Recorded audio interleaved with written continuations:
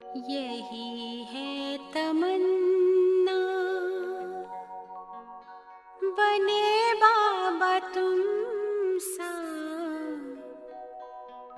चले साथ घर को घड़ी ऐसी आए।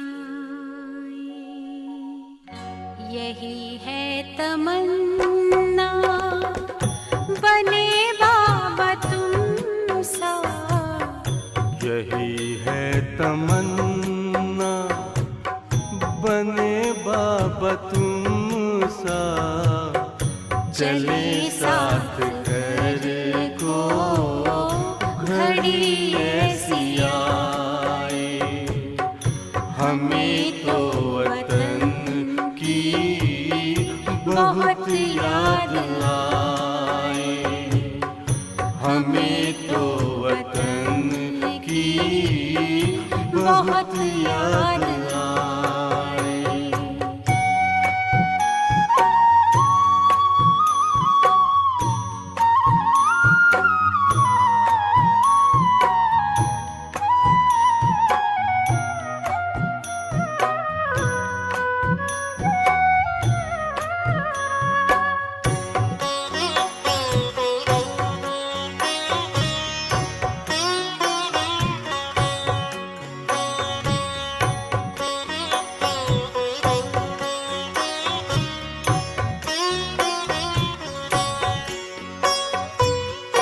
किस काम की है पुरानी ये दुनिया, बड़ी प्यारी है वो निराकारी दुनिया। विदेही बनेंगे प्रभु संग चलेंगे, परम शांति अनुभव करेंगे। देखो इशारों से कोई बुलाए, देखो इशारों से कोई बुलाए। हमें तो वतन की बहुत याद आए, हमें तो वतन की बहुत याद आए।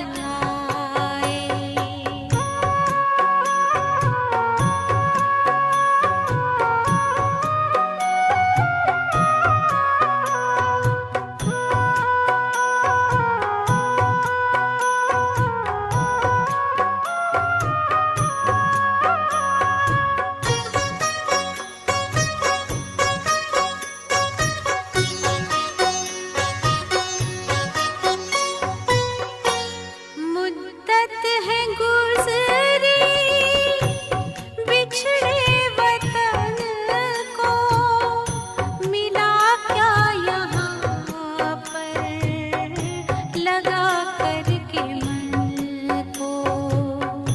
ये तुमने बताया हुआ खेल पूरा, जगत का ये नाटक रहा न अधूरा। यहाँ की नशे कोई अब जी को भाए, यहाँ की नशे कोई अब जी को भाए। हमें तो वतन की बहुत याद आए, हमें तो वतन की बहुत याद आए।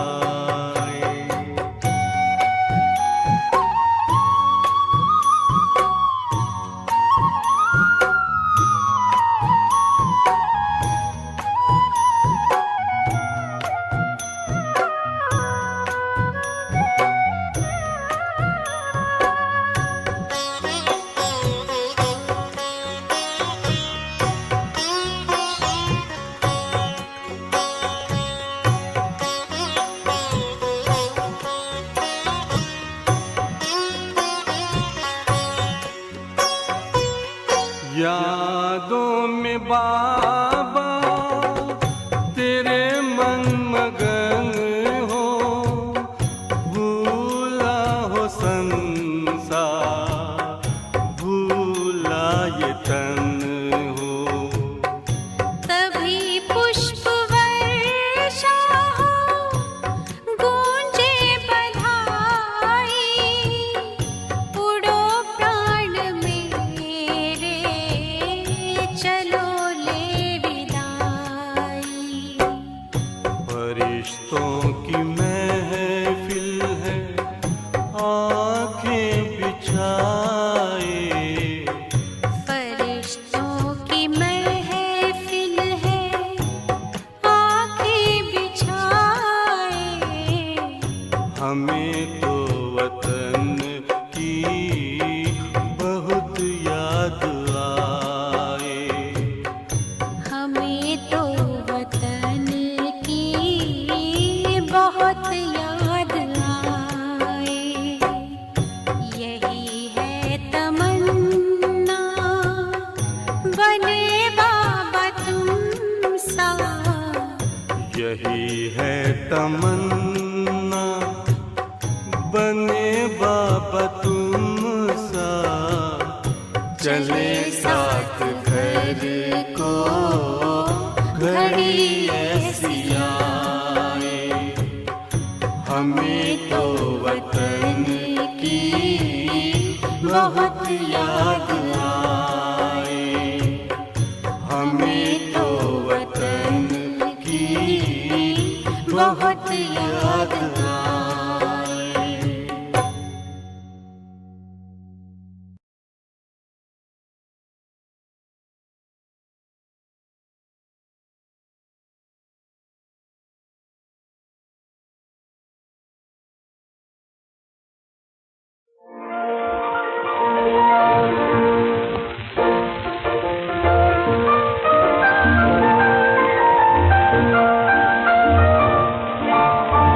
तुम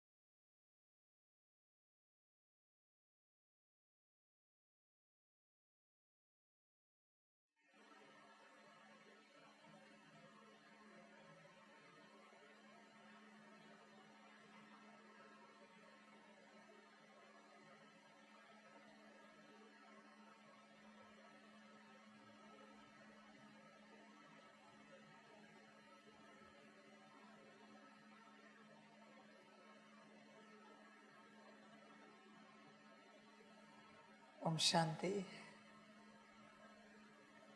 मुरली का सार है मीठे बच्चे, तुम्हें साहेबजादे सो शहजादे बनना है।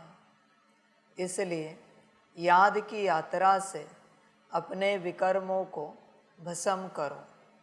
मीठे बच्चे, तुम्हें साहेबजादे सो शहजादे बनना है। देखो बच्चों, ये संगम एक ही युग है जहाँ तुम अपने विकर्मों को विनाश कर सकते हो याद की यात्रा से। इस युग को अगर तुमने किसी और बात में गवा दिया तो बहुत भारी नुकसान होगा। इसलिए तुम्हारा ध्यान बस याद की यात्रा पर होना चाहिए। बाबा के हिसाब से तो इस युग में भूखे रहो चलेगा, नौकरी धंधा छोड़ दिया चलेगा, संन्यास लिया चलेगा। बच्चे अगर यहाँ संन्यास नहीं लिया ना तो वहाँ लेना पड़ेगा, खाने की मुश्किलात आएगी द्वापर के बाद। इसलिए बच्चे यहाँ जो त्याग सकते हो त्यागो और अपने को पूरा स्वच्छ बनाने की यात्रा में आगे बढ़ो, वरना मुश्किल है बच्चों। क्योंकि जब तक तुम संसार में हो विकर्म बनते जा रहे, और भी ध्यान में रखना इस बात को। इसलिए बाबा कहता है सब छोड़ो, जब मैं आया हूँ तुम किसी भी बात में अटको नहीं। पर बहुत थोड़े बच्चों को ये बात समझ में आएगी कि परमात्मा आया है, अभी सब छोड़ना है, सब छोड़कर उसके साथ चलना है। वह जो श्रीमत देता है उसको पालन करना है, अपना और दुनिया का उद्धार करना है। बहुत थोड़े बच्चों को समझ में आएगा, बाकी बच्चे किसी न किसी बात में फंस जाएंगे। बच्चों ध्यान में रखना, योग भी कौन कर सकता है? जिसकी बुद्धि कहीं पर भी अटकी नहीं है उसी को योग करने का अधिकार है बच्चों। बाकी जिसकी बुद्धि कहीं भी अटकी है, स्थूल में या सूक्ष्म में, लौकिक में या अलौकिक में, उसे योग करने का अधिकार नहीं है बच्चे, करना भी नहीं चाहिए। ये सब समझ की बातें हैं। इसलिए बाप कहता है पहले सारी बातों से बाहर निकलो, वरना कुछ हाथ नहीं आएगा बच्चे, सब खो जाएगा। बुद्धि को पहले हटाओ जहाँ फंसी है। किसी की खान पान में फंसी है, किसी की वस्त्र अलंकार में फंसी है, किसी की व्यवस्था में घर बार में फंसी है, किसी की कौन से बात में फंसी है वही जाने, परिवार में, किसी पुरुषार्थ में, किसी नौकरी में, किसी धंधे में। बच्चे सब समझ की बात है।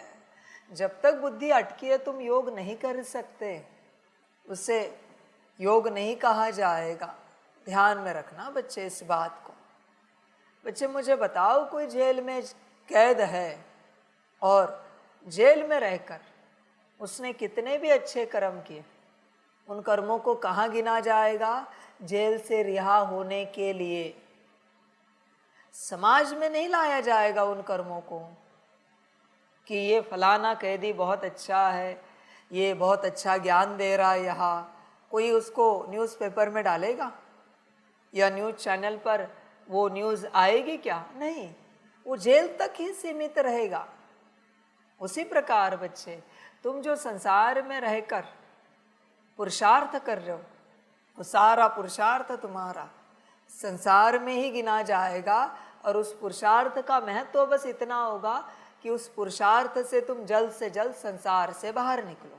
जैसे वो कैदी अच्छे कर्म करने के कारण 10 साल की सज़ा 5 साल कर देते, रिहा कर देते, छोड़ देते उसको सरकार।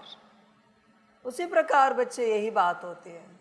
पुरुषार्थ तो बच्चे समर्पित होने के बाद स्टार्ट होता है, असली पुरुषार्थ। इसलिए जिस दिन आप समर्पित हुए हो, वहाँ से आप जो जो कर रहे हो उसी का फल आपको मिलेगा, वही आपके अकाउंट में नोंधा जाएगा।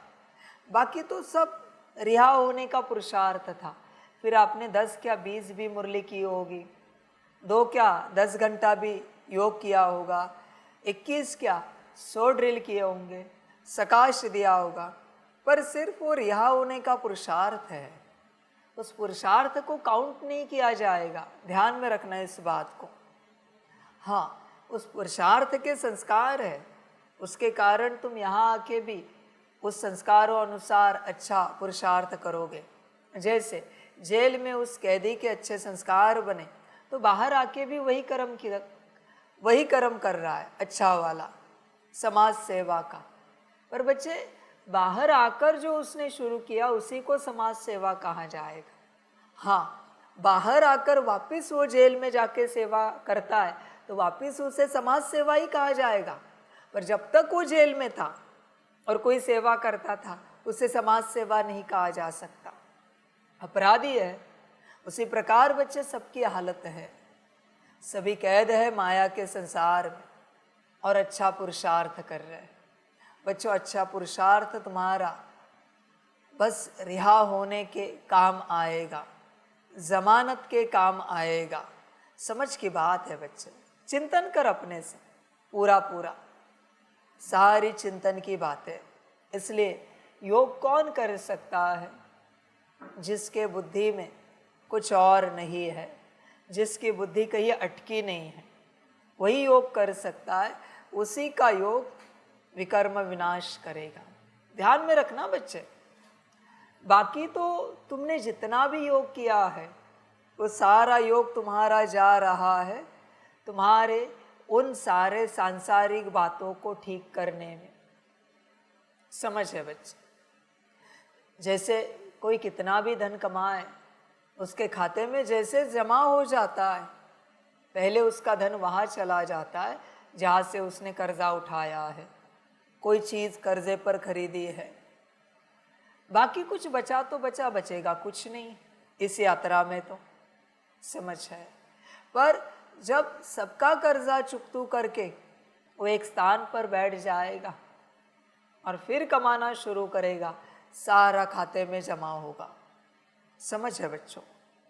उसी प्रकार देखो बच्चों, तुम्हारी बुद्धि कहाँ अटकी तो नहीं है, क्योंकि अटकी होगी तो माफ़ करना मुझे, हाथ कुछ नहीं आएगा। फिर अंत में ये ना लगे बाबा ये क्या हो गया, हमें तो पता भी नहीं था ऐसे भी हो सकता है, हमें तो लगा हमने बहुत कमाया, अमृत वेला उठे 2 बजे 2:30 बजे उठते थे, दिन भर योग किया, नमाज शाम किया, पर अभी पता चल रहा है कि बैलेंस 0 है। बच्चे सूत्र समझो, विकर्म किसके भस्म होंगे? जिसके जीवन में कोई कर्म नहीं बचे, क्योंकि कलियुगी कर्म विकर्म ही है बच्चे। तू विकर्म करता जा रहा है और तुझे लगता है विकर्म भस्म होंगे। समझ है बच्चों?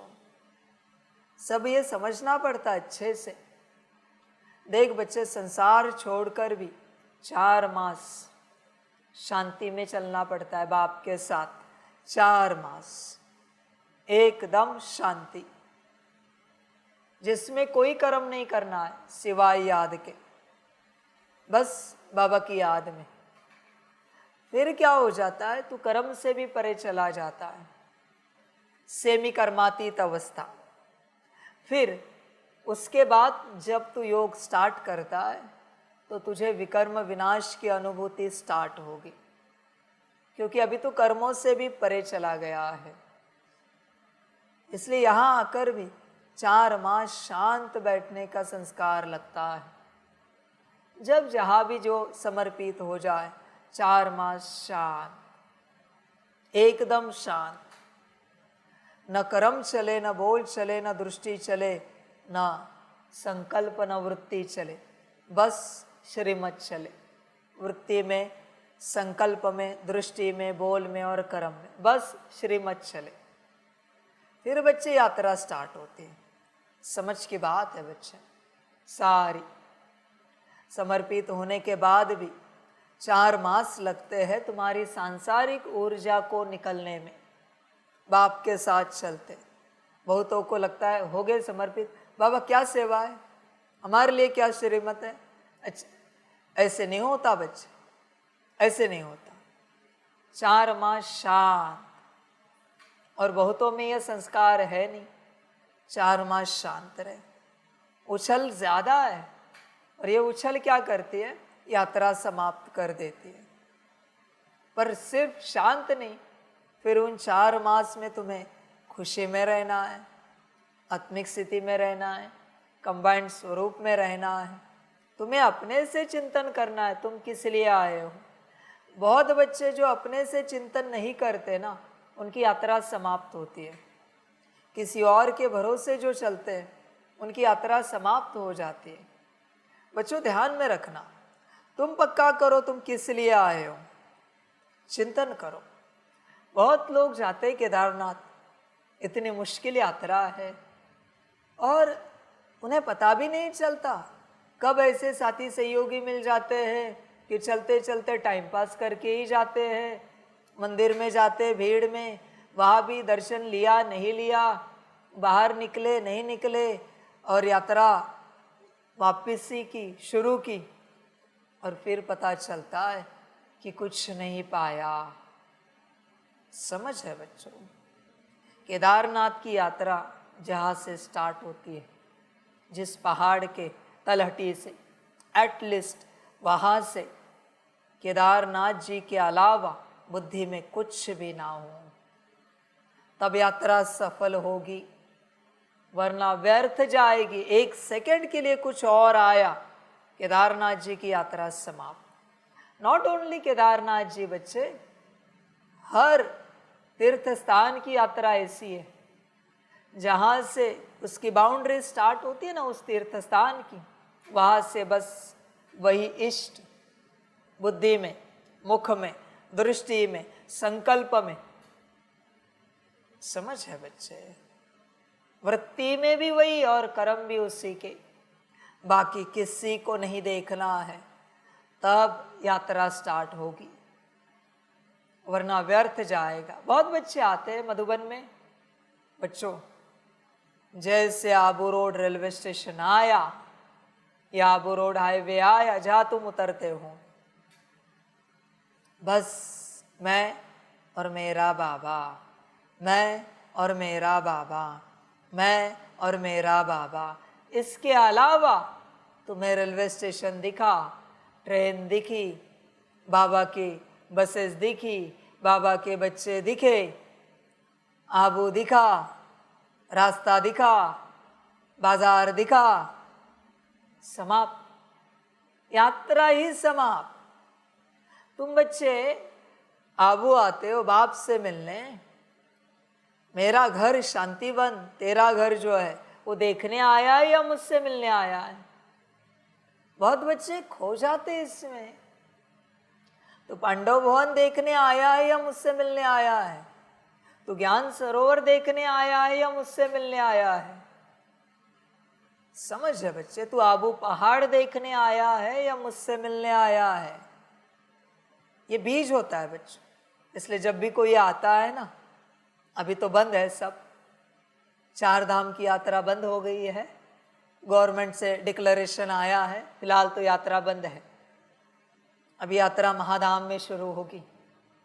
तो जब भी कोई यात्री आएंगे, पूछना उन्हें स्टेशन पर जब उतरे, वहाँ से कोई और संकल्प तो नहीं आया, किसी और प्रकार का कोई संकल्प, कोई विजन, कोई मन नहीं हुआ ये बाजार देखे, ये देखे, वो देखे। अगर उसने एक भी चीज देखी ना, अब समझ जाना ये मिलन नहीं मना पाएगा। वही माया है उसकी, जो उसमें फंस गया, फंस गया। बहुत बच्चे तो आते हैं और अभी एंट्री भी नहीं की है, खरीदारी शुरू करते हैं, यात्रा खत्म हो गई।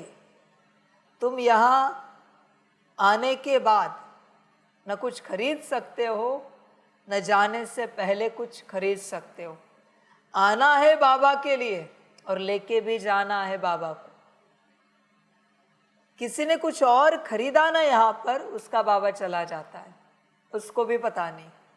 तुझे जो चाहिए, यहाँ ठंड है तो कपड़े अपनी जगह से ला। बहुतों को लगता है मधुबन के खरीदे, अरे यहाँ से कुछ खरीदा कि तेरा मधुबन का बाबा गया। ये सूत्र है बच्चों। तू या तो बाबा को लेके जा सकता है या तो चीज़ों को, चॉइस तेरी है, मर्जी तेरी है। और बहुत बच्चों को ये पता ही नहीं, उन्हें लगता है मधुबन से कपड़े खरीदे, पर्स खरीदे, फलानी चीज़ ले, बाबा चला जाता है, आपको पता भी नहीं है। जैसे तीर्थ यात्रा करने जाते हैं, जो पक्के तीर्थ यात्री है उन्हें पता है कि एक बार दर्शन किया कि कुछ भी खरीदना नहीं है, कहीं भी जाना नहीं है, सीधा अपने घर जाना है, क्योंकि वो दर्शन की ऊर्जा है इष्ट देवता से मिली हुई। अगर दुकान में गए तो ऊर्जा वही नष्ट हो जाती है, दुकान वाले को चली जाती है। बाजार में गए तो बाजार वाले को चली जाते। इवन बच्चे किसी से बात भी नहीं करना होता, एक बार बाबा से आप मिले ना, आपके अंदर ऊर्जा भर गई। आपने अगर वहाँ भट्टी में आए हुए लोगों से बात की, जैसे बात करोगे ऊर्जा खत्म होती जाएगी आपकी, एकदम चुप। बाबा से मिलने के बाद ये होता है सूत्र बच्चे, तब ऊर्जा कायम रहेगी, वरना बात की। इवन बच्चे तुमने किसी और को भी देखा ना, ऊर्जा चली जाती है, नष्ट हो जाती है, आपको पता भी नहीं है। इसलिए जिसको देखा है उसी को बुद्धि में रखना है और घर लेके जाना है, पूरी ऊर्जा जाती है। एक बाबा मिलन में कोई भी बदल सकता है अगर इस सूत्र से चले कि यहाँ उतरने के बाद शांत, कुछ बोल नहीं रहा है, कुछ देख नहीं रहा है, कुछ सुन नहीं रहा है, बस मैं और मेरा बाबा, एक ही ध्यान, बुद्धि में कुछ और संकल्प भी नहीं है, सब दे देता है बाप। सुदामा जी के बुद्धि में कुछ और संकल्प था? नहीं था बच्चे, बस मिलना है श्री कृष्ण जी से, सब दे दिया, सब प्राप्ति हो गई। यही सूत्र है बच्चों, बहुतों को पता नहीं, इसलिए बहुतों ने बाबा पाया ही नहीं। ऐसी यात्रा होती है बच्चे, इसलिए ध्यान में रखना इस बात को आने वाले बच्चों के लिए कि वापस लौटने तक कुछ नहीं बोलना है, कहीं नहीं जाना है। बहुत बच्चे आते हैं, वो ऊपर था बाबा, कहते थे ज़रा गुरु शिखर जाके आ सकते हैं, गुरु बैठा है यहाँ और तुझे गुरु शिखर जाना है। तो बच्चे, तू गुरु शिखर जाने के लिए आया है या बाप से मिलने के लिए आया है? गुरु शिखर ही जाना था तो अगली कोई यात्रा कर, यहाँ क्यों कर रहा है? समझ की बात है बच्चे, सारी चिंतन कर अपने से। इसलिए ये यात्रा बहुत अलग है बच्चों, सभी के लिए एकदम शांत। और दूसरी गहरी बात, पहली बात तो आपको बता दी कि जिसके बुद्धि में कुछ जिसके बुद्धि में कुछ और है वो याद की यात्रा नहीं कर सकता, बिल्कुल नहीं कर सकता। कुछ भी सांसारिक हो या अलौकिक हो, किसी के भी बुद्धि में कुछ भी बैठा है उसकी यात्रा होगी नहीं। दूसरी बात आपको समझाए यहाँ उतरने के बाद की बात। तीसरी बात, अभी ये बहुत बड़ी बात है, सुनने में हैरानी वाली बात लगेगी। एक बार परमात्मा के संग याद की यात्रा स्टार्ट की, ज्ञान की यात्रा स्टार्ट की परमात्मा के संग, फिर बच्चे तुम संसार में किसी से बात नहीं कर सकते, तुम संसार में किसी का कुछ नहीं सुन सकते, तुम संसार में किसी को देख नहीं सकते, तुम संसार के किसी भी अस्तित्व का चिंतन नहीं कर सकते। एक बार यह यात्रा शुरू हो गई कि अगर किया तो जो कमाया है वो तो जाएगा ही जाएगा, ऊपर से 100 गुना घाटा पड़ेगा। इसलिए इस यात्रा को आराम से स्टार्ट करना चाहिए, जब सबसे उपराम हो जाओ। बहुतों को लगता है हम तो रोज बाबा को याद करते, बच्चे वो बोझा चढ़ रहा है। एक बार बाबा को याद करना स्टार्ट कर दिया तुमने कि संसार को पूरा डिस्कनेक्ट करना पड़ता है, वरना 100 गुना पाप बढ़ते जाते। पहली बार बता रहा हूं ये बात, एक बार बाबा मिला, संसार त्यागना ही पड़ता है, वरना बोझा ज्यादा चढ़ेगा, पाप ज्यादा होंगे। संसार अगर नहीं त्यागा तो बाकी तुम्हारी अपनी मर्जी, जो अच्छा लगे करो। संसार से अगर संबंध रहा और बच्चे कीचड़ बनोगे, और ज़्यादा तुम्हें पता भी नहीं चलेगा। विकर्म विनाश होना छोड़ ही दो बच्चे, वो तो रह गया बाजू में, पर और विकर्म बनते जाएंगे। इसलिए परमात्म यात्रा ऐसी है कि एक बार स्टार्ट की कि संसार में नहीं जा सकते, तुम नहीं जा सकते। सारी समझ तीर्थ यात्रा के लिए भी यही कायदा है। अभी की तीर्थ यात्रा सफल नहीं होती, कारण बताते हैं।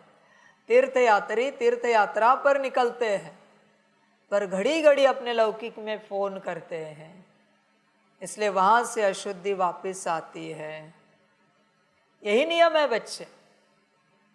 जो तीर्थयात्री भक्ति वाले तीर्थ यात्रा कंप्लीट होने तक अपने लौकिक में फोन नहीं करते, मैसेज नहीं करते, उनकी यात्रा सफल होती है।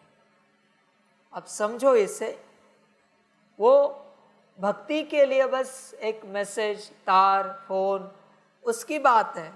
यहाँ तो पूरा डिस्कनेक्ट, तभी तीर्थ यात्रा सफल होगी बच्चे, वरना नहीं होगी।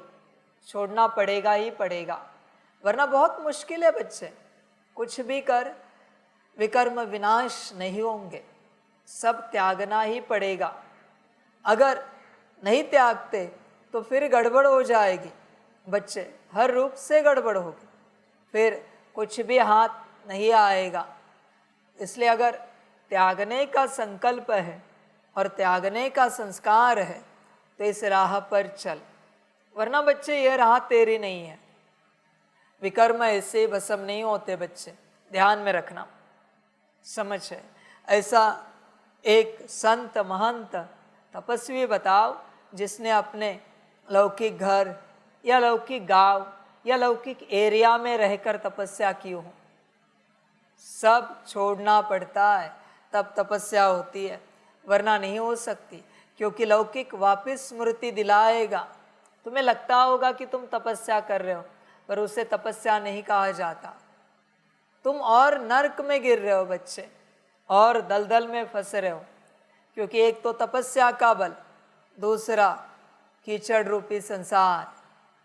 जगह छोड़नी ही पड़ती है बच्चों। जहाँ से तुम्हारा कार्य आरंभ हुआ है उस स्थान को छोड़ना ही पड़ता है, तब तपस्या पूर्ण होगी, वरना नहीं होगी बच्चों। और ऐसे नहीं कि अपने हिसाब से कोई भी स्थान चॉइस करो, नहीं बच्चे।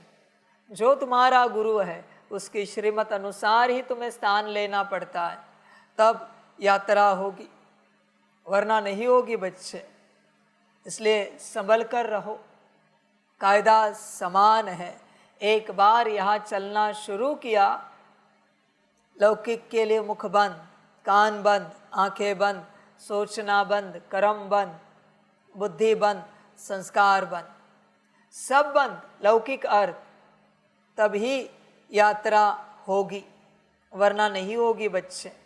बाकी तुम्हारी अपनी मर्जी। तुम्हें लगता होगा किसी और विधि से यात्रा होगी तो बच्चे करते रहो, बस सुखी हो जाओ, सफलता मिले तुम्हें, खुश रहो, ऊंच पद मिले, यही मेरी दुआ है। पर मैं जानता हूँ नहीं होगा सब, क्योंकि ईश्वर के भी अपने कायदे कानून हैं। उन कायदे कानूनों के अलावा तुम अपने कायदे कानूनों से चलोगे, प्राप्ति नहीं होगी। नियम है बच्चे, नियमों से ही चलना पड़ता है, बिना नियम के प्राप्ति नहीं होगी बच्चे। कुछ भी करो, एक बार यहाँ कदम रखा कि संसार समाप्त करना पड़ता है। सब समझ की बात है बच्चों। उस यात्रा पर घड़ी घड़ी 2 कदम चला वापस घर जाता है क्या? 4 कदम चला घर जाता है क्या? भक्ति में यात्रा पूरी करता है ना। तो ये यात्रा भी ऐसी है, समझ की बात है। जब तक अपने को नहीं पाया है तब तक पूरा प्रयास करना होता है। हर दृष्टि अपने ऊपर, हर बोल अपने प्रति, हर जो बोल सुन रहे अपने प्रति, हर संकल्प अपने प्रति, हर विजन इमेजिनेशन अपने प्रति, हर संस्कार अपने प्रति।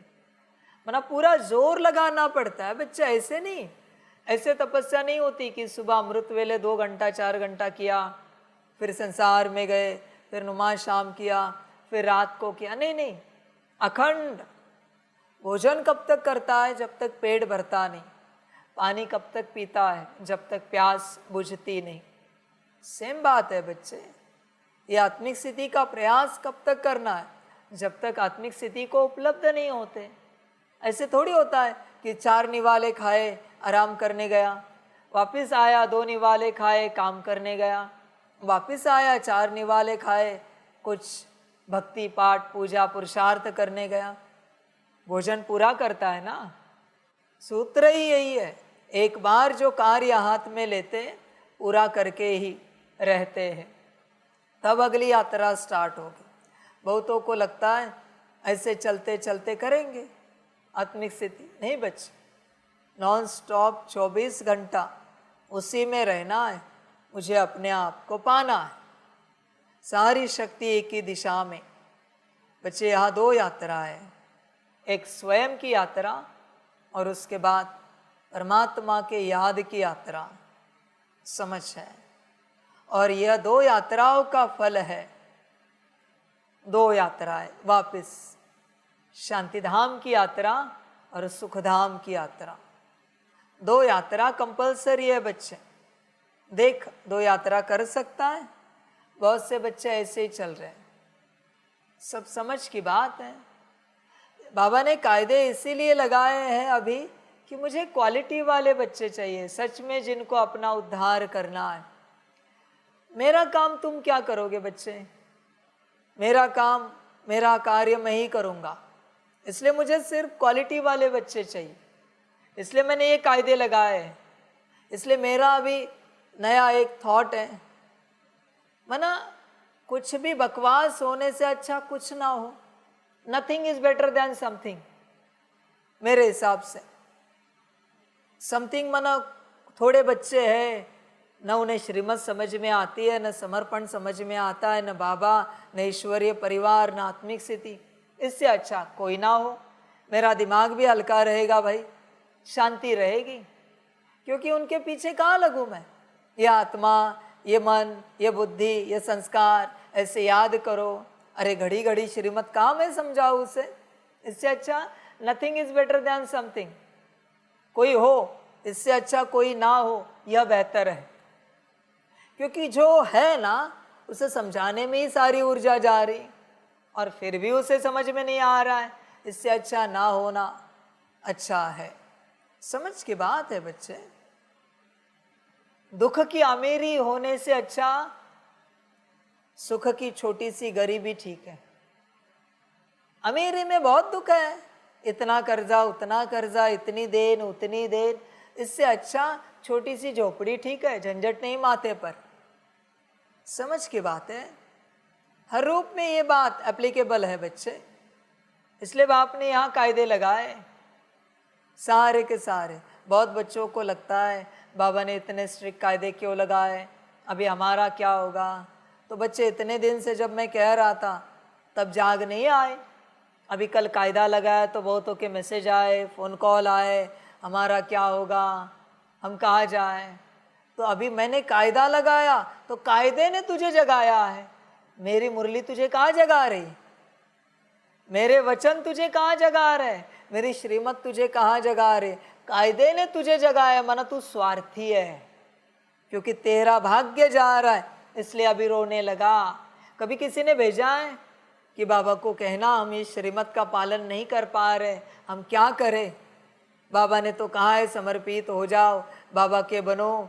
हम नहीं बन पा रहे। हम ऐसे कैसे मूर्ख है, ऐसे कैसे नालायक है कि बाबा की श्रीमत को नहीं समझ पा रहे। मैसेज भेजा है किसी ने आज तक? नहीं। कायदे लगाए तो हमारा क्या होगा अभी?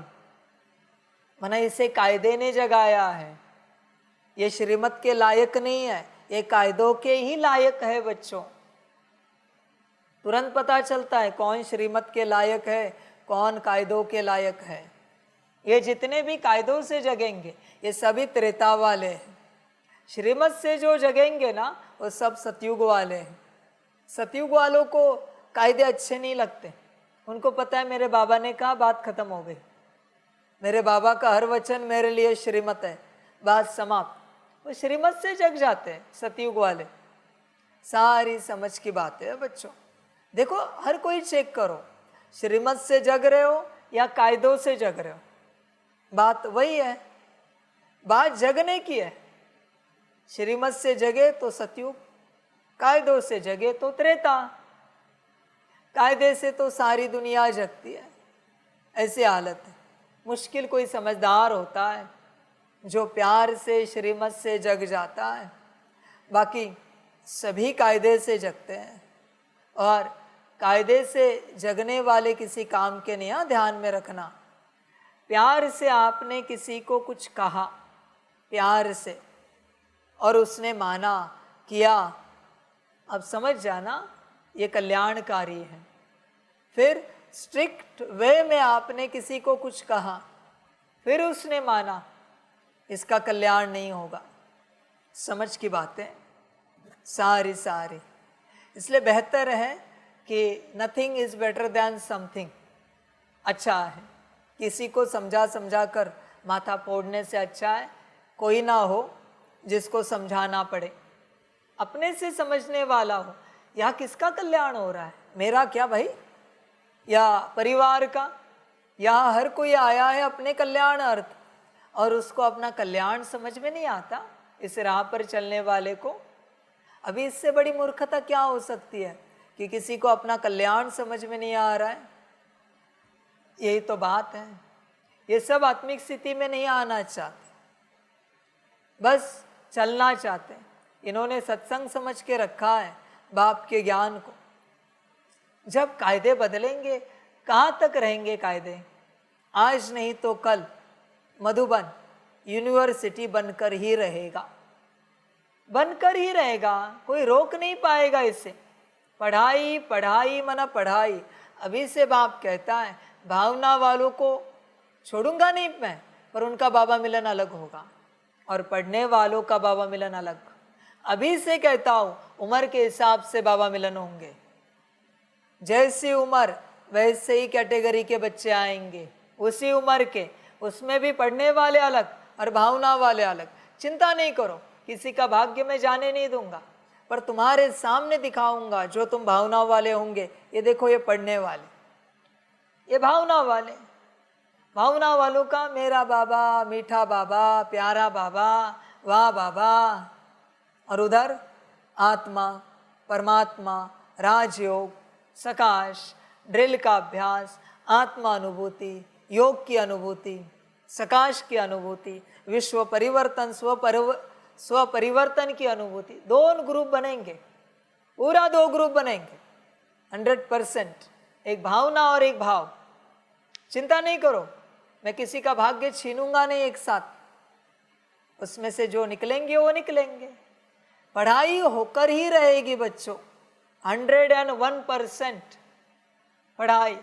बहुतों को लगता है क्या होता है, बच्चे नहीं।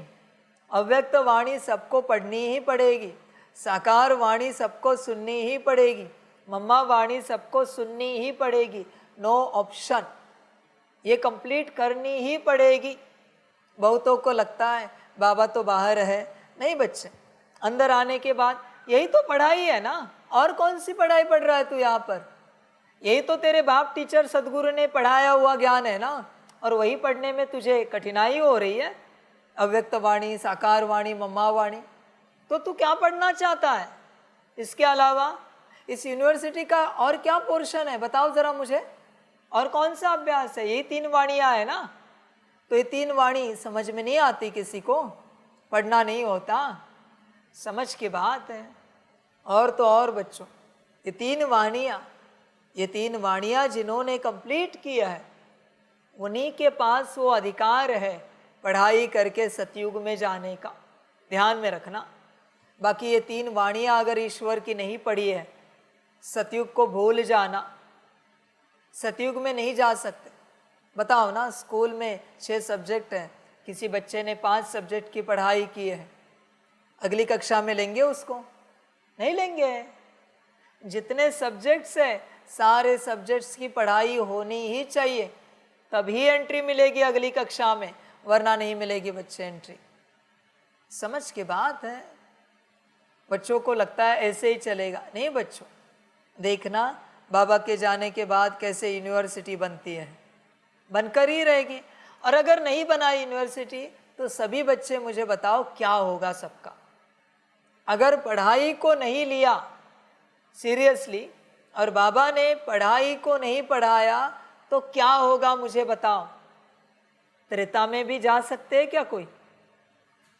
शौक तो बहुत बड़ा है सतयुग का, पर अगर आत्मिक स्थिति में ही नहीं आए, परमात्म ज्ञान ही नहीं समझा, योग की विधियां नहीं अपनाई, क्या होगा भाई? ऐसे कैसे जा सकते हो? सत्संग बना के रखा है तुमने मेरे यूनिवर्सिटी को, ये कोई सत्संग नहीं है बच्चों। पढ़ने वाले ही बच्चे चाहिए, पढ़ने वाले, बाकी भावना वाले अलग बैठे, उनका काम नहीं है। भावना तो भावना होती है, उसका कोई अर्थ ही नहीं होता, वो तो क्षणिक होती है।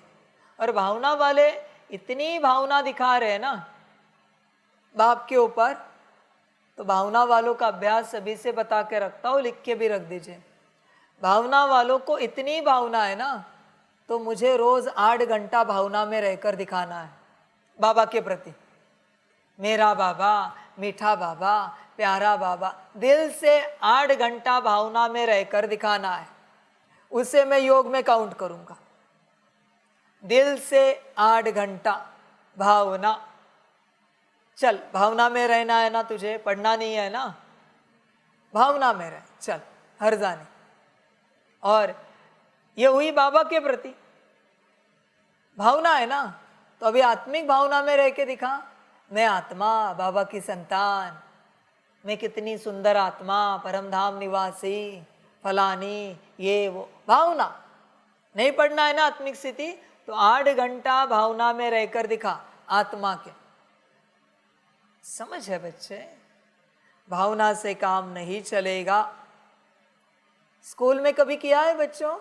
मेरा फिजिक्स, मेरी केमिस्ट्री, मेरा बायोलॉजी, मेरा सोशल साइंस, मेरी अंग्रेजी लैंग्वेज, कभी किया है? मेरा फलाना टीचर वाह, टीचर वाह, किया है क्या? मेरा हिस्ट्री का टीचर वाह, हिस्ट्री का टीचर वाह, कितने ना प्यारे, कितने ना मीठे टीचर हो आप, कितना ना सुंदर हिटलर का ज्ञान सुना रहे हो, वर्ल्ड वॉर फर्स्ट सेकंड बता रहे हो, दुनिया की सारी हिस्ट्री बता रहे हो, हम धन्य हो गए। कभी किया है स्कूल कॉलेज में? समझ की बात है। वो लैब में करने का केमिस्ट्री के, कितना ना सुंदर फलाना एलिमेंट, फलाना केमिकल, अजीब बात है भाई, कितना ना सुंदर, इसमें ये डाला तो क्या क्या बन रहा है, क्या रंग निकल रहा है, क्या उसमें से धुआं निकल रहा है, अजीब बात है भाई। निकाल देंगे उसको बाहर। भाई पढ़ाई है ये, इसको पढ़ाई के रूप में देखो, सत्संग मत देखो। सत्संग देखोगे नैया डूब जाएगी। कोई सत्संग तुम्हारी नैया को तार नहीं सकता। यहाँ का मैं बाहरी सत्संग की बात नहीं कर रहा हूँ, वरना तुमने यहाँ किसी बात को जो सत्संग समझा है, वो सत्संग तुम्हारी नैया को तार नहीं सकता। ये तो ज्ञान है, प्रॉपर ज्ञान है बच्चे, प्रैक्टिकली ज्ञान को समझ। यहाँ ज्ञान ले, आत्मिक स्थिति में आ, मन बुद्धि संस्कार को कमांड देना सीख। नारायण अपनी ऑर्डर में सूरज चांद को तारों को भी चलाता है, बारिश को भी चलाता है, धरती को भी चलाता है, पेड़ पौधों को भी अपनी ऑर्डर में चलाता है। रियल और दुनिया का सबसे बड़ा मैजिशियन नारायण है, सबसे बड़ा मैजिशियन, सारी सृष्टि को अपने संकल्प से कंट्रोल करता है। यह है ज्ञान। मैजिक कोई भावना नहीं होती, मैजिक ज्ञान होता है भाई, सीखना पड़ता है मैजिक को। उसी प्रकार ये ज्ञान है आत्मा का, जिस आत्मा से हमें सारी सृष्टि को कंट्रोल करना है अपने हिसाब से। प्रैक्टिकल समझो बच्चे, तुम सारी सृष्टि को कंट्रोल करोगे, अपनी देह रूपी सृष्टि भी, और अगर विश्व महाराजन बने तो ये विश्व की सृष्टि भी तुम्हें कंट्रोल करनी है, तुम्हारे ऑर्डर में चलेगी। समझ की बात है बच्चों, समझदार बनो। ऐसे ज्ञान को उठाओ नहीं भावना में, भावना के बस चने मिलते बुगरे और कुछ नहीं मिलेगा बच्चे, भावना का भाड़ा मिलेगा। सारी समझ की बात है, समझदार बनो, चिंतन करो। ये प्रैक्टिकल यात्रा है बच्चे, प्रैक्टिकल। पहले स्वयं की तरफ, फिर परमात्मा की याद की यात्रा है, परमात्मा की तरफ। ये दो यात्रा कंप्लीट होने के बाद ध्यान देना, तीसरी यात्रा है सुखधाम की तरफ। सुखधाम में जाने के लिए गुण धारण करने पड़ते हैं, शक्तियाँ दिव्य गुण धारण करने पड़ते हैं, अपने मन बुद्धि संस्कार को अपने ऑर्डर में चलाना पड़ता है। सिंपल सी बात है, जिसका मन बुद्धि संस्कार अपने ऑर्डर में है वही सतयुग में जा सकते हैं। त्रेता में भी ऐसे ही है, थोड़ा बहुत कम हो जाता है पर मन बुद्धि संस्कार अपने ऑर्डर में होता है। त्रेता में भी ऐसे नहीं बच्चे कि मन बुद्धि संस्कार जैसे चले हम सतयुग में जाएंगे, ये सब धंधा नहीं होता बच्चों। फिर तुम कुछ भी संकल्प उठाओगे, सतयुग में बच्चे अनकॉन्शियसली भी जो संकल्प उठता है सिद्ध हो जाता है। आपको नहीं पता, अनकॉन्शियसली भी हल्के में भी संकल्प उठा ना मन में, सिद्ध हो जाता है। रात को अगर सपने आए किसी को सतयुग में सोने के बाद, तो सपने में जो जो हो रहा है ना वो बाहर दुनिया में घटित होगा, सुबह उठने तक दुनिया बदली हुई होगी। इसलिए वह सपने भी उस प्रकार से अलाउड नहीं है, ध्यान दो इस बात पर। मना अंदर जो चल रहा है वो सब बाहर घटता है, ये है सतयुग। और इवन त्रेता भी, तू देख तेरे अंदर क्या चलता है, तू जाने के लायक है सतयुग में और त्रेता में, क्योंकि तेरे अंदर अभी जो चल रहा है वही अगर जाकर सतयुग में चला तो क्या होगा उस सृष्टि का, सर्वनाश हो जाएगा भाई। इसलिए संपूर्ण शुद्धता चाहिए, तब तुझे एंट्री मिलेगी। अभी भी तू परेशान है, अभी भी तू चिंतित है, अभी भी तू दुखी है, वह दुख का वायुमंडल बन जाएगा। सुख के संस्कार कब बनाएगा, निश्चिंतता के संस्कार। क्या बाप ने श्रीमत नहीं दी है बच्चे निश्चिंत रहना है, असोचता बनना है, अचल अडोल रहना है? ये श्रीमत नहीं है क्या मुरली में? रहता है तुम, समझ की बात है बच्चे। इसलिए चिंतन करो, ख्वाब मत देखो सतयुग के। सतयुग में ऐरे गहरे नहीं जा सकते, वहाँ बहुत पात्रता लगती है, बहुत ही ज़्यादा। और तू खुद देख, तू लायक है क्या वहाँ जाने के लिए? शौक बहुत है तेरा भाई। तुझे तो ये भी लगता होगा अल बुर्ज में जाके खाना खाए, दुबई में अल बुर्ज ही है ना वो, पर बच्चे हैसियत है क्या अपनी अल बुर्ज में जाकर खाना खाए, चाय पिए? समझ है बच्चे, सतयुग कहाँ रहा? कल्पना भी नहीं कर सकता तू सतयुग की। सतयुग क्या साधारण धरनी है क्या बच्चे? ईश्वर की धरनी है वो, ईश्वर का लोक है, ईश्वर की दुनिया। वहाँ ईश्वर के बच्चे ही जाएंगे। ईश्वर के बच्चे कौन? जिन्होंने जब ईश्वर आया तो सब त्यागा और उसके बने, उन्हीं को ईश्वर के बच्चे कहा जाता है। बाकी जो राह देख रहे कब संसार समाप्त होगा, हमारा लौकिक कब हम छूट जाएंगे, फिर हम निकलेंगे ईश्वर के पास पहुँचेंगे, वो ईश्वर के बच्चे नहीं। बच्चों ध्यान में रखना, मुझे जिन्होंने वचन दिया था कि जब आप आओगे हम सब छोड़कर आपके साथ चलेंगे, आप जो कहोगे वो करेंगे, और जिन्होंने इस वचन को पालन किया है वही ईश्वर के बच्चे हैं बच्चे, बाकी नहीं।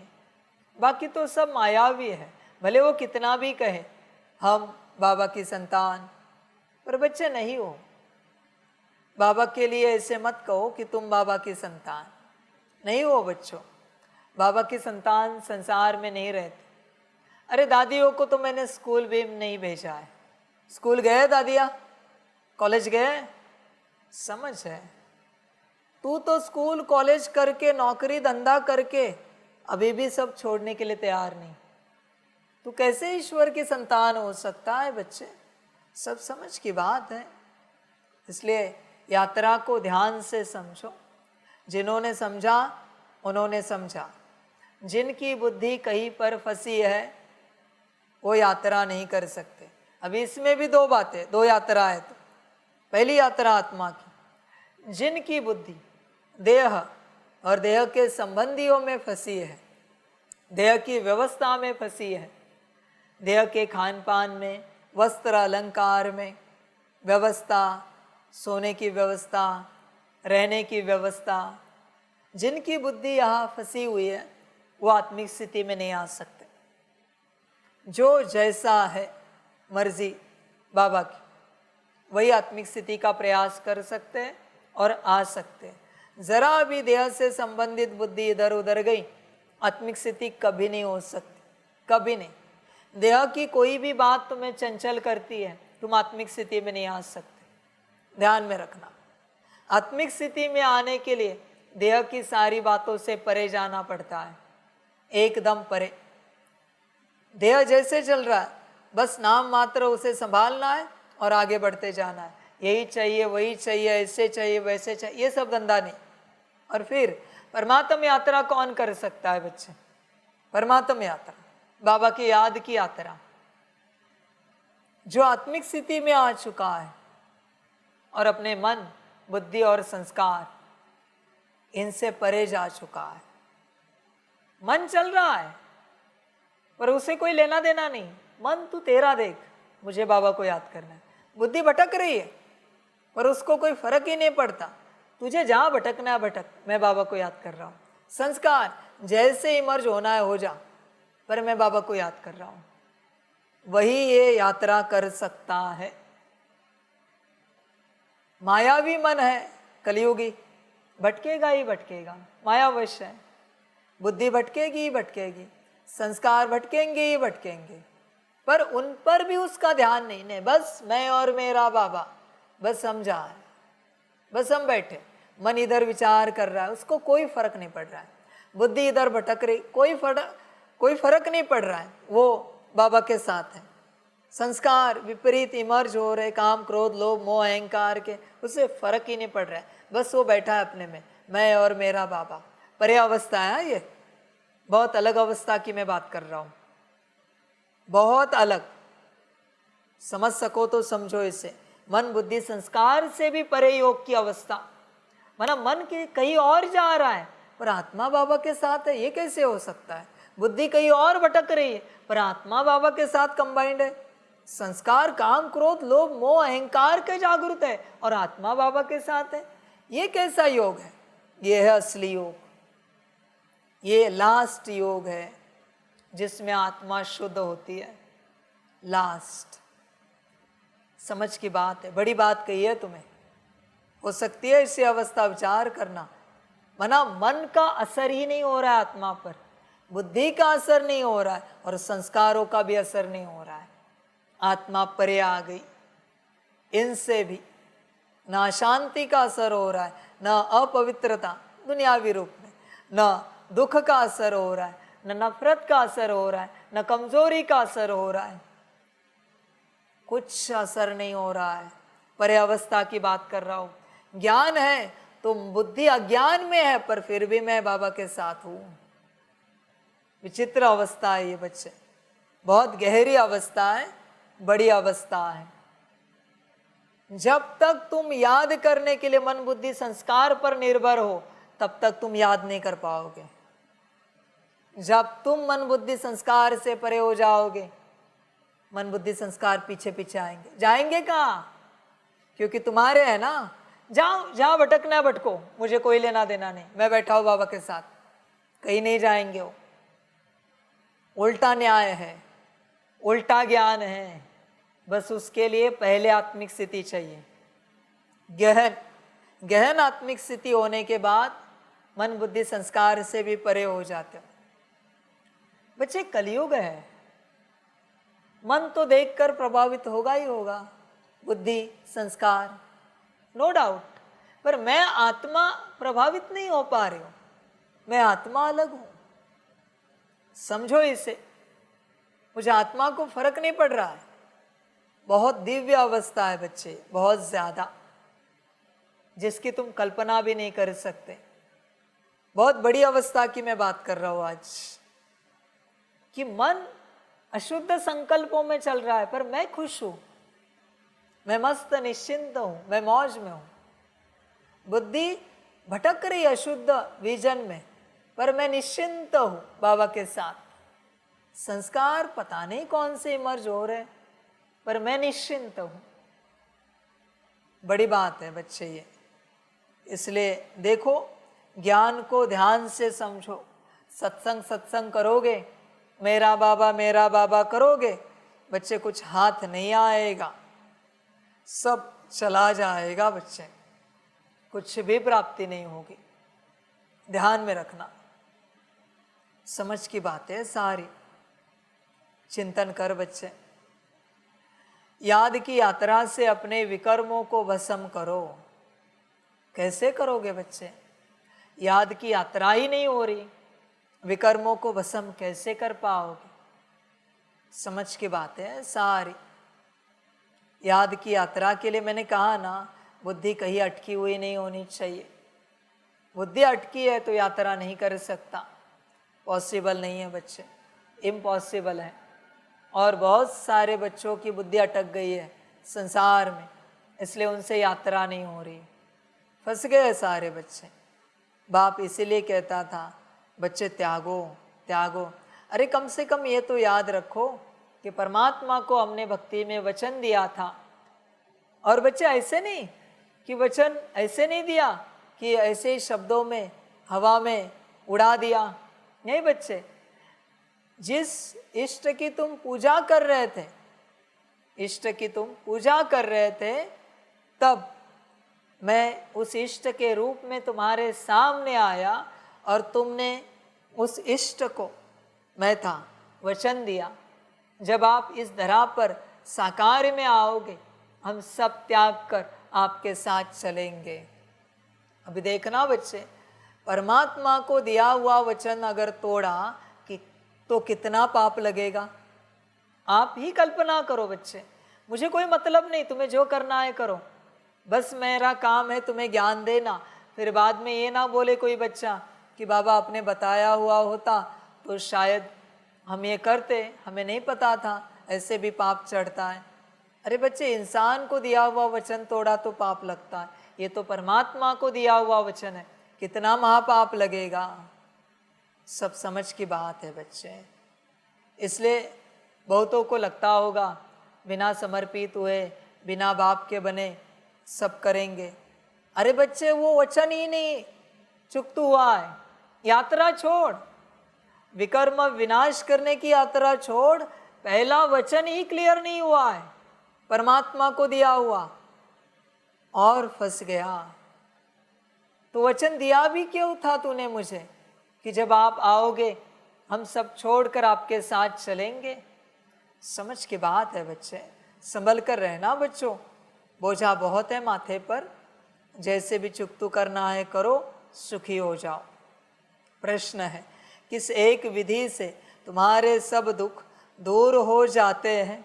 उत्तर है, जब तुम अपनी नज़र बाप की नज़र से मिलाते हो, तो नज़र मिलने से ही तुम्हारे सब दुख दूर हो जाते हैं। क्योंकि अपने को आत्मा समझकर बाप को याद करने से सब पाप कट जाते हैं। यही है तुम्हारी याद की यात्रा। तुम देह के सब धर्म छोड़ बाप को याद करते हो, जिससे आत्मा सतो प्रधान बन जाती है, तुम सुखधाम के मालिक बन जाते हो। बच्चे ध्यान में रखना बाप क्या कहता है। देखो, अपनी नज़र बाप की नज़र से मिलाते हो, सब दुख दूर हो जाते हैं। बाप दृष्टि देता है, रहता है दुख साकार में। जब बाप दृष्टि देता है, या कभी कभी बाप ऐसे मना शरीर रेस्ट में है, सुबह उठकर सम्मुख आया मुरली के टाइम में, कैसे लगता है बाप को देखकर? खुशी होती है। क्यों खुशी हुई? क्योंकि दुख दूर हो गए। यह है साकार में बाप की उपस्थिति का सब प्राप्त हुआ भाग्य। समझ है बच्चों? उसके होने में ही सब कुछ है बच्चों। क्या लिखा है? एक नजर मिलाते ही दुख दूर होते हैं। समझ है, पर ये सबके भाग्य में नहीं है ना कि मेरे साथ चले, बाप नजर मिलाए। भीड़ में तो जनरल नजर होती है उसकी, बराबर है। यहाँ तो सम्मुख नजर होती है। इतने से हॉल में कितने बैठेंगे, ऐसे दृष्टि दे देता है। एक नजर से कितने पाप चुकतू होते हैं, तुम कल्पना नहीं कर सकते। हिसाब देगा धर्मराज, तुम्हें पता चलेगा तुम्हें। समझ है बच्चों। पर बच्चे ध्यान में रखना, ये होता है सिर्फ बाप के बनने वाले बच्चों के लिए, समर्पित के लिए। आने जाने वालों के लिए नहीं है ये सब, उनके लिए बस टेम्पररी है। पर मेरे बनने वालों के लिए परमानेंट है, सदा के लिए। समझ की बात है। उल्टा धर्मराज कहेगा उनको, अरे बाप ने एक नज़र से निहाल कर दिया, तुझे समझ में नहीं आया बाप का बनना है, और पाप चढ़ेंगे। क्योंकि नज़र से निहाल होने के बावजूद तू बाप का नहीं बना। समझ की बात है। बहुत बच्चे आते हैं, अभी आते थे, बाबा बाबा बाबा कहते थे। ऐसा कौन सा महामूर्ख है जिसको पता है शिव बाबा बैठा है और वो लौट जाए? कोई भी कारण हो, लौटने वाला ऐसा कौन सा महामूर्ख है? मुझे तो किसी भी एंगल में ऐसा महामूर्ख नहीं दिख रहा है जो लौट सकता है परमात्मा मिलने के बाद। सभी कहते थे निश्चय पूरा है, निश्चय पूरा है, तू लौट कैसे गए? समझ की बात है। इसलिए किसी का कोई निश्चय नहीं था। और बाप तो कहता है ना साफ कि तुम देह के सब धर्म छोड़ बाप को याद करते हो, जिससे आत्मा सतो प्रधान बन जाती है। ध्यान में रखना, देह के किसी भी बात को याद रखकर अगर बाप को याद किया, सूत्र समझो। हाँ बच्चों, पहली बार बता रहा हूं, बुद्धि में कुछ अटका हुआ है, देह के कोई धर्म, मेरा परिवार, मेरी नौकरी, मेरा धंधा, मेरे फलाने, मेरा घर, मेरी गाड़ी बंगला, मेरे देह की संस्कार की बातें, कुछ भी बुद्धि में अटका है, ये सब देह के धर्म है। तूने छोड़ा नहीं और बाप को याद किया, वो और टाइट बनते हैं कड़े। पहली बार बता रहा हूं, अगर छोड़ा नहीं, सूत्र क्या कहा है बाप ने? देह के सब धर्म छोड़ और बाप को याद कर।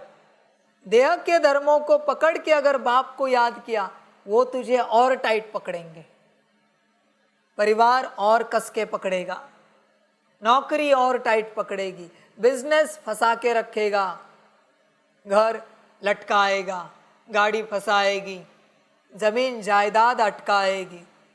सूत्र समझ, कुछ भी नहीं कर, कुछ भी नहीं कर बच्चे। समझ की बात है। मुझे बताओ, कोई भी ऐसी अशुद्ध चीज, ऐसे समझो कोई मांस खाने वाला है, लौकिक में खाते हैं ना, मछली, कुछ अंडा, कुछ मांस, और किसी दिन उनके घर में होम हवन होता है, तो उस दिन नहीं खाते, पर गलती से उसके पॉकेट में मछली रही, सूखी मछली, और उसमें उसने हवन किया, क्या मिलेगा? सेम पाप लगा ना, सेम।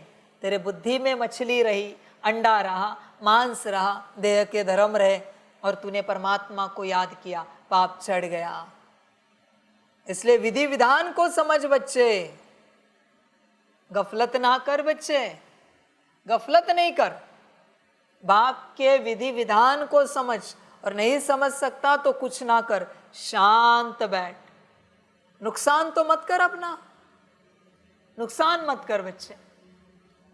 सब समझ की बात है सारी, पर बच्चे समझ नहीं पाते और बोझा चढ़ता जाता है, चढ़ता जाता है, चढ़ता जाता है।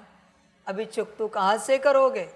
बाप ने तो पहले ही कहा है, देह के सब धर्म छोड़, अपने को आत्मा समझ, मुझ बाप को परम धाम में याद करो।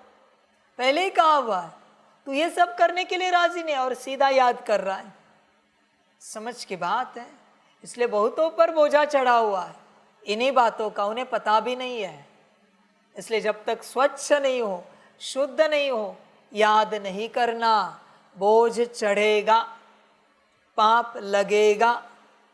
संभल कर रहना बच्चे। इसलिए बहुतों ने पाप जमा किए हैं, किसी को पता ही नहीं। समझदार बन, बाकी तेरी मर्जी, तू समझदार है। ओम शांति। शिव भगवान उवाच, अपने को आत्मा समझकर बैठो। बाप फरमाते हैं, शिव भगवान उवाच माना ही शिव बाबा समझाते हैं, बच्चे अपने को आत्मा समझकर बैठो, क्योंकि तुम सब ब्रदर्स हो, एक ही बाप के बच्चे हो।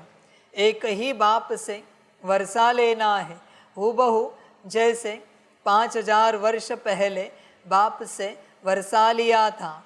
आदि सनातन देवी देवताओं की राजधानी में थे। बाप बैठ समझाते हैं, तुम सूर्यवंशी अर्थात विश्व के मालिक कैसे बन सकते हो। मुझ अपने बाप को याद करो। तुम सब आत्माएं भाई भाई हो। ऊंचते ऊंच भगवान एक ही है। उस सच्चे साहब के बच्चे साहेबजादे हैं। यह बाप बैठ समझाते हैं। उनकी श्रीमत पर बुद्धि का योग लगाएंगे तो तुम्हारे पाप सब कट जाएंगे, सब दुख दूर हो जाएंगे। बाप से जब हमारी आंखें मिलती हैं तो सब दुख दूर हो जाते हैं। आंखें मिलाने का भी अर्थ समझाते हैं। अपने को आत्मा समझ बाप को याद करो। यह है याद की यात्रा। इसको योग अग्नि भी कहा जाता है। बच्चे ध्यान में रखना हाँ इस बात को। जिससे ज्ञान लेते हो, जिससे ज्ञान लेते हो वो साकार और आकार जब तक तुम पर राजी नहीं है, तुम निराकार के साथ योग नहीं लगा सकते। गुरु अगर राजी नहीं है, मंत्र क्या चलेगा? क्या गाते? मेरी भक्ति गुरु की शक्ति। गुरु की शक्ति राजी नहीं है, मंत्र कहाँ से चलेगा? नहीं चलेगा बच्चे। इसलिए योग करने के लिए भी साकार और आकार राजी होना चाहिए, तब तुम योग करोगे। आत्मिक स्थिति में आने के लिए भी साकार और निराकार राजी होना चाहिए।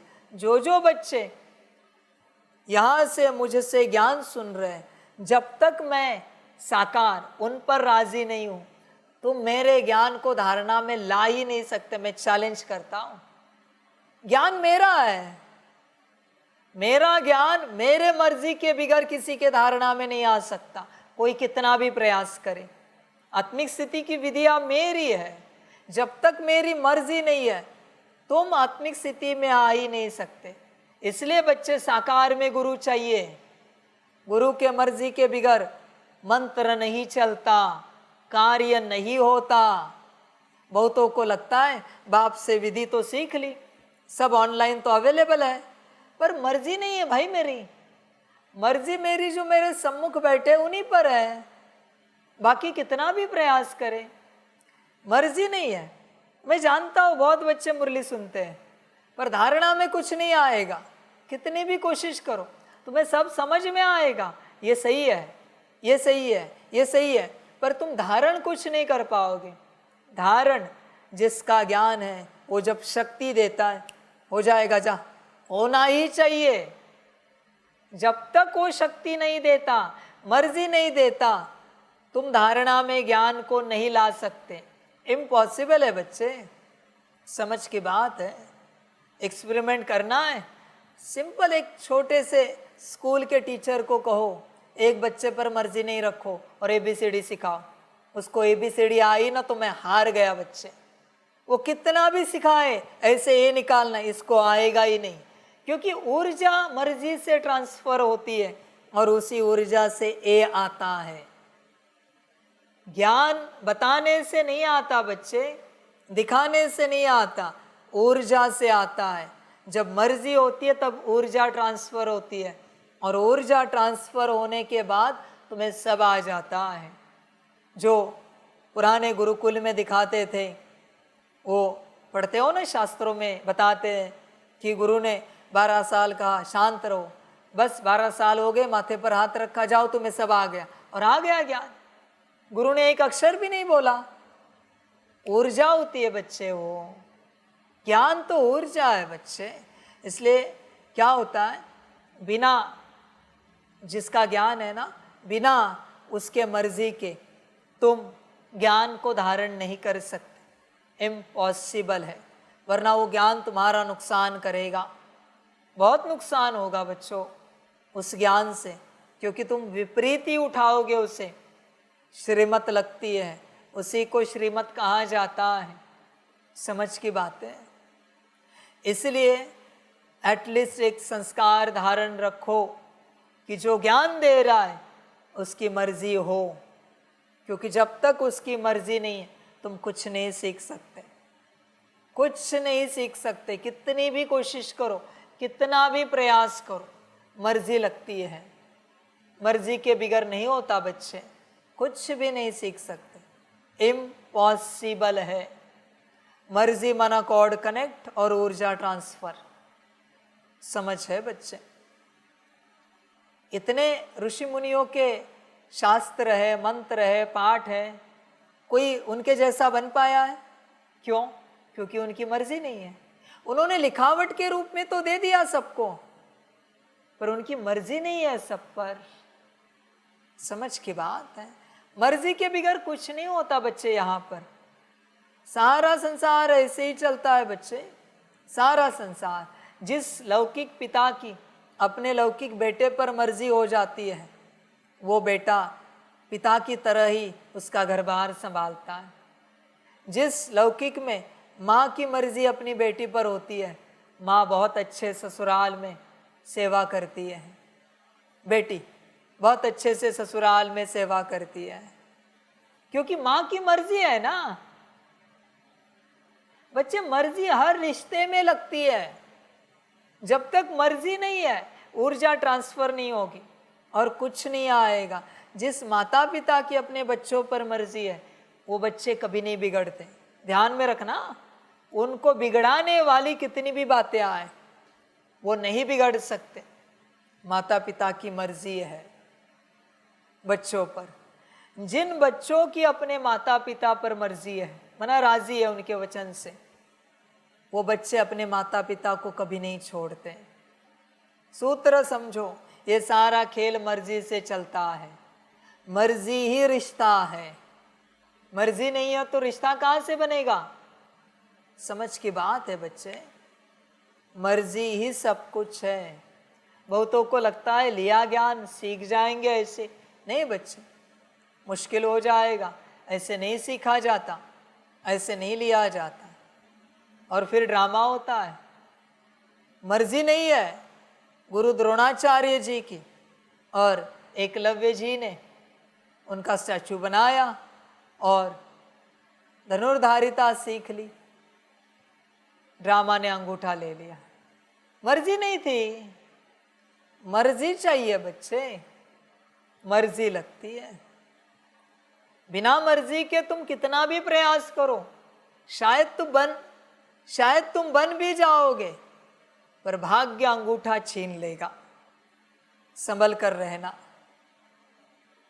बनना तो इम्पॉसिबल है इस ज्ञान में, एटलीस्ट मेरे हिसाब से इम्पॉसिबल है। इसलिए बच्चे एक संस्कार धारण करो, मर्जी पाओ। पहले मर्जी पाओ, और मर्जी पाने के लिए गुरु के साथ चलना पड़ता है। बिना गुरु के मर्जी के जो तुम गुरु का ज्ञान सीख लेते हो, अभी तुम मुझे बताओ, कोई शास्त्र की, मंत्र की, पूजा पाठ की कोई पाठशाला है जहाँ सिखाया जा रहा है? पाठशाला में बच्चे बैठे और कोई बच्चा पाठशाला के बाहर सुन रहा है, वो एक्सपर्ट बन गया। वो मंत्र, पूजा पाठ, विधि, होम, हवन सब में बाहर बैठकर सुन रहा है। और जब परीक्षा पूरी हो गई, शिष्यों का जाने का समय आया, सब शिष्य जितना सीखना था सीख लिए, और वो भी सामने आया और उसने कहा कि मैंने भी आपसे सीखा है, मैं बाहर बैठकर सीख रहा था।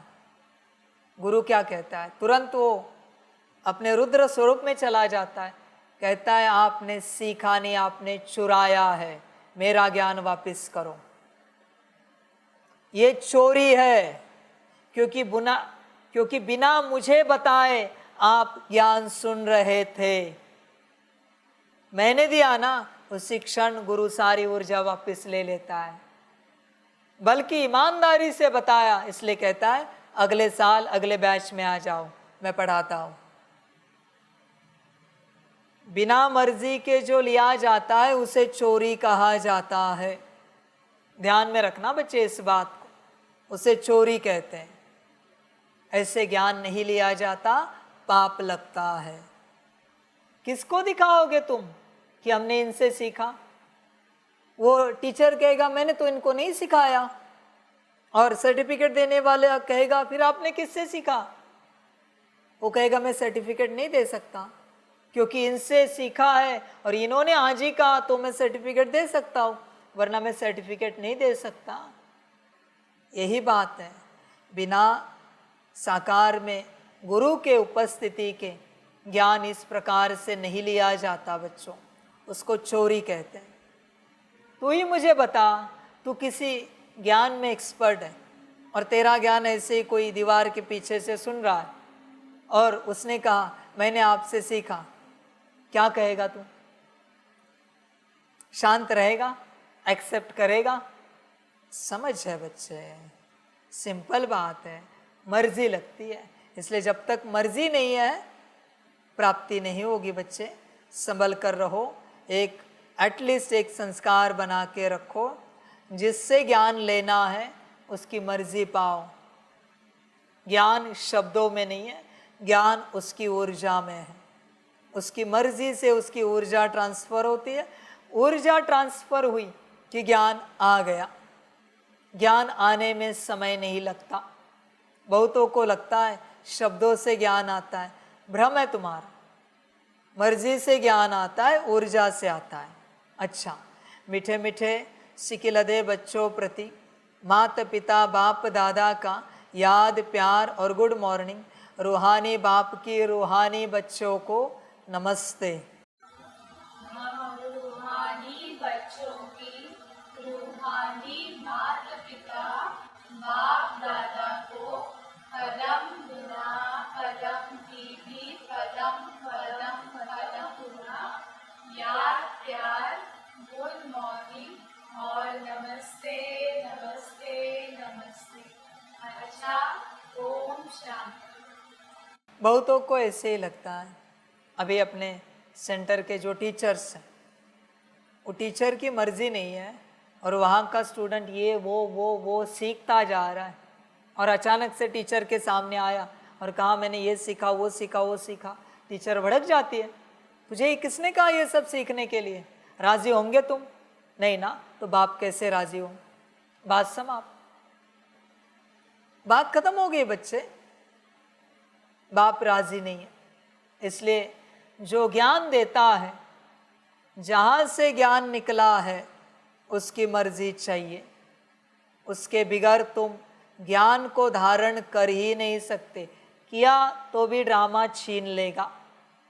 इसलिए एक ही उपाय बचता है, या तो उसका ज्ञान छोड़ो या तो पूर्णता उसके बनो। दोनों में से एक उपाय, क्योंकि उसके नहीं बने और ज्ञान लिया तो भी व्यर्थ जाएगा। क्या करोगे फिर? इसलिए उपाय एक ही बचता है, जिसका ज्ञान लेना है उसके बनो। धारणा के लिए मुख्य सार है 1 नंबर, कर्म अकर्म विकर्म की गुह्य गति जो बाप ने समझाई है वह बुद्धि में रख। पाप आत्माओं से अब लेन देन नहीं करनी है। समझ में नहीं आता? तेरे लौकिक परिवार में जो ज्ञान में नहीं है, अब क्या कहे बच्चे? चल लौकिक परिवार छोड़, मैं उसको बाहर करता हूँ, चल उनसे लेन देन कर। बाकी बाहर का क्या? नौकरी का क्या? बिजनेस का क्या? दूसरे मित्र संबंधियों का क्या? इसलिए बाप कहता है बाप के बनो। उल्टा तेरा परिवार तुझे कहता है ज्ञान छोड़, ये मार्ग छोड़, ये राह छोड़, और तू उनकी मानता है। तू तेरी जिद नहीं रखता, तो उनकी जिद को पूरा करता है। ड्रामा बच्चे। 2 नंबर, श्रीमत पर अपना बुद्धि योग एक बाप से लगाना है। श्रीमत पर, हाँ, ध्यान में रखना, श्रीमत अनुसार बुद्धि योग एक बाप से लगाना है। मन मत से नहीं कि ऐसे योग करे वैसे योग करे, नहीं। सतो प्रधान बनने का पुरुषार्थ करना है। तमो प्रधान संगत में रहकर सतो प्रधान बनेगा तू। संसारिक संगत में रहकर विचार कर। दुखधाम को सुखधाम बनाने के लिए पतित से पावन बनने का पुरुषार्थ करना है। क्रिमिनल दृष्टि को बदलना है। बच्चे, कौन सी क्रिमिनल दृष्टि? ये शरीर देखना, उसे क्रिमिनल दृष्टि कहते हैं मेरे हिसाब से। 2 कौड़ी का शरीर, काला हो गोरा हो, उसमें कौन से ऐसे अंग है जिन्हें देखने से तुझे उछल आती है? क्रिमिनल दृष्टि एक ही है, किसी को भी आत्मा ना देखना। आत्मा समझकर किसी को भी आत्मा ना देखना, देह समझकर देह देखना, क्रिमिनल दृष्टि। बाकी मेरे हिसाब से कोई क्रिमिनल दृष्टि नहीं। सबसे बड़ा क्राइम यही है, आत्मा ना देखना। देख, तू चेक कर, तेरे लौकिक में सबको आत्मा देखकर व्यवहार करता है सितारे के साथ। समझ की बात है। देख, ये क्रिमिनल दृष्टि कब बदलेगी तेरी? तू तो देह में ही अटका हुआ है। देह के ये अंग देख रहा है, मना क्रिमिनल दृष्टि, वो अंग देख रहा है, मना क्रिमिनल दृष्टि। ये 2 कौड़ी की दृष्टि है। वो तो माया का स्वभाव संस्कार है। जिसके जैसी प्रकृति के स्वभाव संस्कार, वैसे उसकी बाहरी दृष्टि जाएगी। मैं अंदरूनी दृष्टि की बात कर रहा हूं। समझ की बात है। वो तो बाहरी शरीर देख रहा है, तू तो आत्मा भी नहीं देख रहा है। तू सबसे बड़ा क्रिमिनल है। समझ की बात है। आत्मा में देख क्या क्या है देखने के लिए। मन बुद्धि संस्कार गुण शक्तियां दिव्य गुण, इन्हें देखना नहीं होता। समझ है। बाकी क्रिमिनल दृष्टि माना, सबको लगता है देह को देखा माना क्रिमिनल दृष्टि। वाह रे वाह। अरे कहाँ तुम्हारा ज्ञान और कहाँ तुम्हारी सोच? ज्ञान आत्मा का दे रहा है ना बाप, और तुम्हारी सोच बस देह तक सीमित है, 2 कौड़ी की। आत्मा तक उतर नहीं पा रही है सोच। फिर तुम जानवरों को जो देख रहे हो वो तो नंगे हैं, उन्होंने कपड़े भी नहीं पहने। फिर तो वो तुम्हारी क्रिमिनल दृष्टि हो गई उनके प्रति। किसी जानवर ने कपड़े नहीं पहने। अरे आत्मा देख उनकी भी, जो भी इथर तत्व है जिससे चलते हैं, उनको भी यहाँ लाइट देखना है उनके भ्रकुटी में। उसे कहते हैं सच्ची दृष्टि, सतो प्रधान दृष्टि। समझ की बात है बच्चे। ईश्वरीय दृष्टि, दैवी दृष्टि। देख, विचार कर। ये बाकी बकवास देह की बातें मुझे मत बता। मेरे हिसाब से 2 कौड़ी का देह है। देह की चर्चा में मैं जाता नहीं। आत्मा की बात कर, बोल आत्मा के बारे में। वरदान है, नॉलेजफुल बन, सर्व व्यर्थ के प्रश्नों को यज्ञ में स्वाहा करने वाले, निर्विघ्न भव। जब कोई विघ्न आते हैं तो क्या क्यों के अनेक प्रश्नों में चले जाते हो। प्रश्न चित्त बनना अर्थात परेशान होना। नॉलेजफुल बन, यज्ञ में सर्व व्यर्थ प्रश्नों को स्वाहा कर दो तो आपका भी टाइम बचेगा और दूसरों का भी टाइम बच जाएगा। इससे सहज ही निर्विघ्न बन जाएंगे। निश्चय और विजय जन्म सिद्ध अधिकार है। इस शान में रहो तो कभी भी परेशान नहीं होंगे। स्लोगन है, सदा उत्साह में रहना और दूसरों को उत्साह दिलाना, यही आपका ऑक्यूपेशन है। बच्चे, निश्चय और विजय जन्म सिद्ध अधिकार है। मैं आज सभी बच्चों को सवाल पूछना चाहता हूँ, आपका निश्चय किस पर है? निश्चय का अर्थ है उसकी हर बात को मानना, वो जो कहे वो करना। फिर उसमें शरीर भी छूट जाए तो भी मंजूर है, पर उसकी हर बात को हम करेंगे। तो आप चेक करो आपका निश्चय कहाँ पर है, और जहाँ निश्चय है संपूर्ण, वहीं से आपकी विजय होगी। और अगर निश्चय कहीं नहीं है तो आपकी हार निश्चित है। चेक करना निश्चय कहाँ है। मैं नहीं कहता कहाँ पर रखो, तुम्हारी अपनी मर्जी। बस मैं यही कहूँगा कि जहाँ तुम्हारा संपूर्ण निश्चय है वहीं से तुम्हारी विजय होगी। और अगर इस संसार में संपूर्ण निश्चय कहीं पर नहीं है तो हार निश्चित है। बाकी ड्रामा। अच्छा, ओम शांति।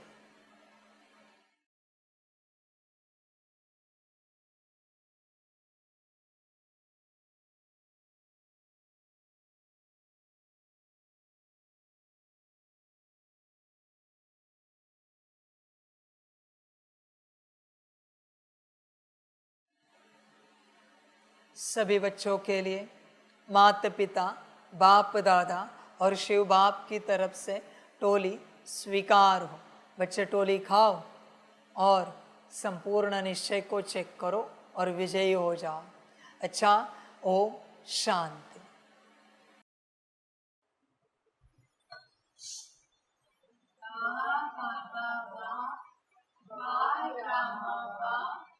बाहरे मैं आत्मा बा, बाहरे मेरा भाग्य बा, बाहरे मेरा ईश्वरीय परिवार बा, बाहरे मैं स्वराज्य अधिकारी आत्मा बा। अच्छा, ओम शांति। मेरा बाबा, मीठा बाबा, प्यारा बाबा, कदम गुना कदम गुना कदम गुना, शुक्रिया बाबा, शुक्रिया बाबा, शुक्रिया बाबा। अच्छा, ओम शांति। ओम शांति।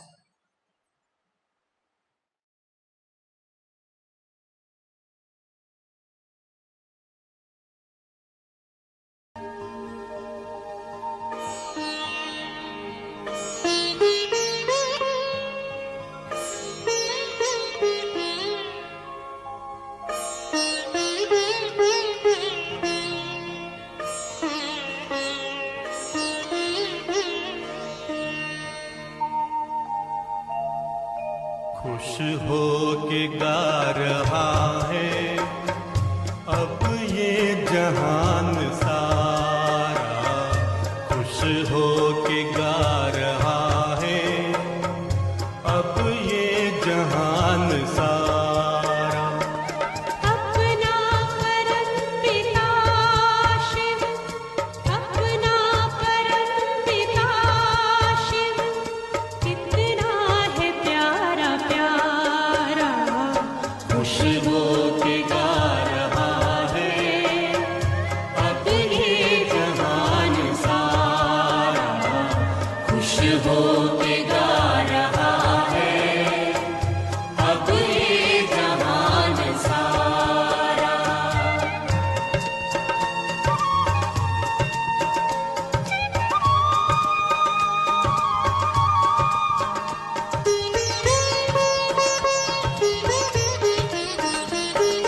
तुम सा कहाँ है कोई पाए कहीं नहीं हम, तुम सा कहाँ है कोई पाए कहीं नहीं हम।